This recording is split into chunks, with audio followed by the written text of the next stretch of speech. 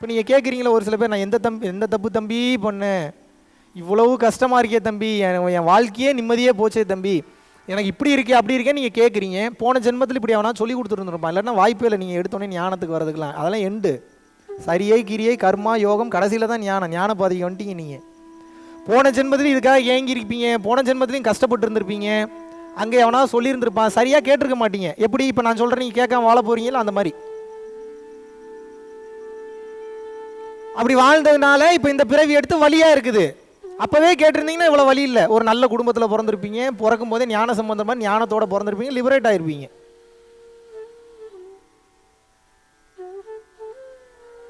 இதுக்கப்புறமும் கேட்கல அப்படின்னா பிறவிகள் இன்னும் மோசமாக இருக்கும், இன்னும் கேவலமாக இருக்கும். எத்தியோப்பியாவில் பிறந்திருந்தீங்கன்னா என்ன பண்ணுவீங்க? சரி. தமிழ்நாட்டில் மலேசியாவில் பிறந்தீங்க, சரி. சோமாலியாவில் பிறந்தீங்கன்னா என்ன பண்ணுவீங்க? அஷூரன்ஸ் கொடுக்க முடியுமா அடுத்த ஜென்மத்தில் நீங்கள் இங்கே தான் பிறப்பீங்கன்னு சொல்ல முடியுமா?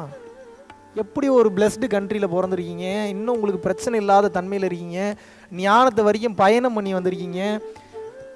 ரொம்ப மோசமாக இருக்கும். நீங்கள் அலர்ட் ஆகலை அப்படின்னா உங்களது பிறவி ரொம்ப கேவலமாக இருக்கும். சாபம்லாம் இல்லை, சத்தியம். உங்களுக்கு சாபம் விட்டு எனக்கு என்ன நடக்க போகுது? உங்களுக்கு சாபம் விடுற மாதிரி இருந்தால் நான் முதல்ல ஏன் வந்து கிளாஸ் எடுக்கிறேன்? எனக்கு என்ன அவசியம் இருக்குது? தயவு செய்து விழித்துக் கொள்ளுங்கள், தயவு செய்து விழித்துக் கொள்ளுங்கள். உங்களது பொற்பாதங்களை திருவடிகளை பிடித்து கேட்டுக்கொள்கிறேன், முழிச்சுக்கங்க.